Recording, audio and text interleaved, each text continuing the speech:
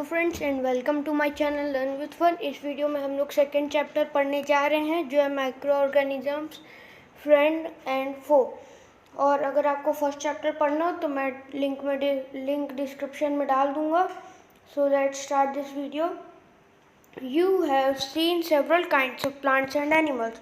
However, there are other living organisms around us which we normally cannot see. They are called microorganisms or microbes. तो आप लोग बहुत सारे living organism देखे होंगे, पर जो हम लोग अपनी नेक्ड आई से नहीं देख सकते वो कहलाते हैं माइक्रो ऑर्गेनिजम्स या माइक्रोब्स।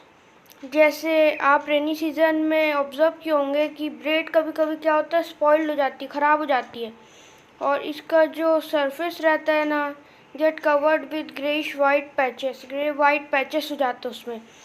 और तो ना आप इन पैचेस को ना मैग्नीफाइंग ग्लास से ऑब्जर्व कीजिए, आपको कुछ छोटे छोटे ब्लैक राउंड स्ट्रक्चर दिखेंगे। आप क्या जानते हैं क्या है? तो ये हम लोग को आगे के चैप्टर में बताएंगे। तो अब हम लोग को माइक्रो ऑर्गेनिजम्स के बारे में पढ़ेंगे। तो इसमें बोल रहे हैं कि कुछ सॉइल इकट्ठा करिए फील्ड से और उसे एक बीकर में रख दीजिए और उसमें पानी मिक्स कर दीजिए। After the soil particles have settle down, जब वो सेटल डाउन हो जाएंगे तो उसके ड्रॉप को ऑब्जर्व कीजिए water from the beaker under a microscope से। आप क्या देखेंगे? Take a few drops of water from a pond, spread on a glass slide and observe through a microscope. तो जो ड्रॉप्स ऑफ वाटर, जो ponds नहीं होते उसके वाटर के कुछ ड्रॉप्स एक ग्लास में रखिए और उसे माइक्रोस्कोप से ऑब्जर्व कीजिए। तो आप क्या देखेंगे उसमें? आप क्या कुछ tiny organisms moving around them देखें। तो आगे पढ़ते हैं। इसमें बहुत सारे ऑर्गेनिजम्स रहेंगे, माइक्रो ऑर्गेनिजम्स, और सब माइक्रोब्स की उसमें नहीं आते। बहुत छोटे छोटे टाइनी ऑर्गेनिजम्स रहेंगे, सब माइक्रो ऑर्गेनिजम्स नहीं होते। These microorganisms are so small in size that they cannot be seen with naked eyes. तो उन्हें नेक्ड आइज से नहीं देखा जा सकता, वो इतने छोटे होते हैं। और कुछ तो फंगस होते हैं जो ब्रेड में हो जाते हैं, जिन्हें सिर्फ मैग्नीफाइंग ग्लास से देख सकते हैं, और कुछ होते हैं जो माइक्रोस्कोप की मदद से ही देख सकते हैं। इसीलिए इन्हें माइक्रो ऑर्गेनिजम्स या माइक्रोब्स कहते हैं। और जो माइक्रो ऑर्गेनिजम्स होते हैं ना, वो 4 ग्रुप में डिवाइड होते हैं: बैक्टीरिया, फंगस, प्रोटोजोआ और एल्गी। और सबसे ज़्यादा कॉमन माइक्रोस्कोप्स होते हैं ये। और कुछ और माइक्रोस्कोप्स यहाँ पिक्चर में दिखाए गए हैं, और ये 4 टाइप के होते हैं जो अभी मैं बता दिया हूँ, माइक्रो ऑर्गेनिजम्स। अब हम लोग पढ़ेंगे virus. Virus are also microorganisms but are different from other microorganisms. ये भी माइक्रो ऑर्गेनिजम्स होते हैं, पर ये दूसरों से अलग रहते हैं। क्या होते हैं कि जैसे एक होस्ट में ही, मतलब होस्ट ऑर्गेनिज्म में ही रिप्रोड्यूस करते हैं, जैसे बैक्टीरियम, प्लांट या एनिमल। कुछ वायरस यहाँ दिखाए गए हैं, ये यहाँ दिखाए गए हैं।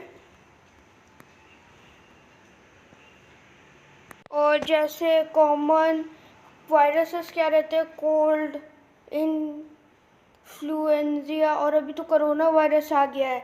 ये सब वायरसेस रहते हैं और सीरियस रहते हैं, जैसे अभी कोरोना, पोलियो, चिकन पॉक्स। ये सब बहुत ही मतलब सीरियस डिसीजेस रहते हैं जो वायरस से होती हैं।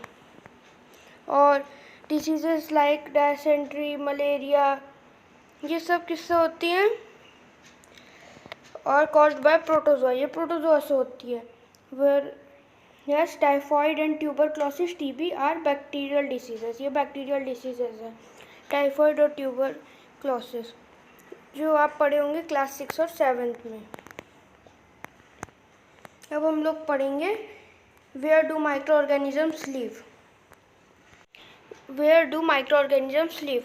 माइक्रो ऑर्गेनिजम्स में भी single cell like bacteria, some algae और प्रोटोजोआ। तो ये क्या रहते हैं? माइक्रो ऑर्गेनिजम्स सिंगल सेल रहते हैं, जैसे बैक्टीरिया और कुछ एल्गी, प्रोटोजोआ, और कुछ मल्टी सेलर रहते हैं, जैसे जैसे अलगी और फंगी। और वो कहाँ रहते हैं? They live in all types of environment. वो किसी भी एनवायरनमेंट में रह सकते हैं, या ज़्यादा वहाँ जहाँ ice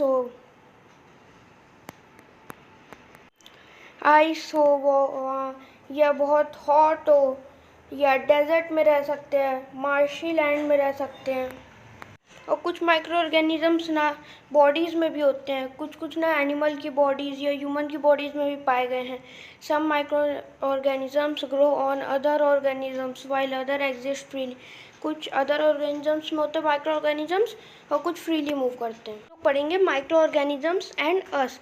micro organisms plays an important role in our life. So वो बहुत इंपॉर्टेंट रोल प्ले करते हैं हम लोग की लाइफ में।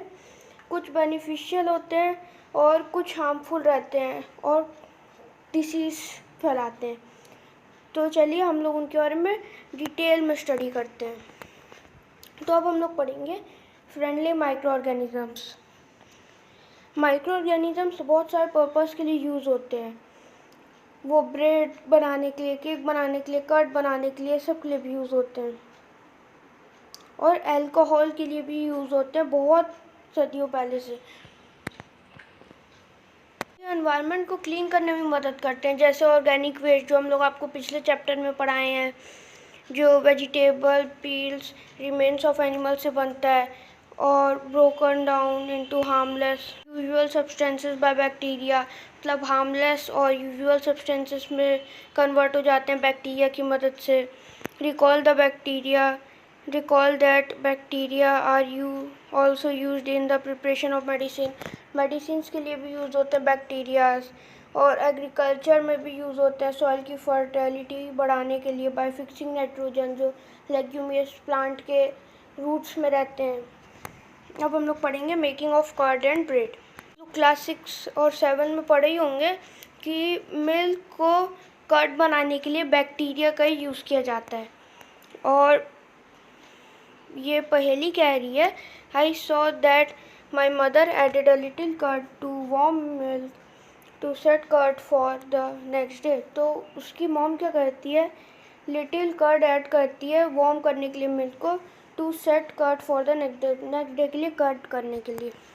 Curd contain several microorganisms. Curd में ना दही में बहुत सारे माइक्रो ऑर्गेनिजम्स रहते हैं। इसमें से यहाँ एक नाम भी है लैक्टोबैसिलियस, जो फॉर्मेशन ऑफ कर्ड में मदद करता है। It multiplies in milk and convert it into curd. वो मल्टीप्लाई होता है मिल्क में और उसको कर्ड में कन्वर्ट कर देता है। Bacteria also involve by making of cheese, pickle and other food items. तो चीज़, पिकल और बहुत सारे फूड आइटम्स बनाने में मदद करता है। और बहुत ही इम्पोर्टेंट एक इंग्रेडिएंट भी है रवा सूजी, इडली, भटूरास इस कर्ड। तो ये सब क्या है, कर्ड की मदद से बनते हैं, मतलब बैक्टीरियाज की मदद से बनते हैं। ये आप गैस कर सकते हैं why. Bacteria and yeast are also helpful for fermentation of rice, idli and dosa batter.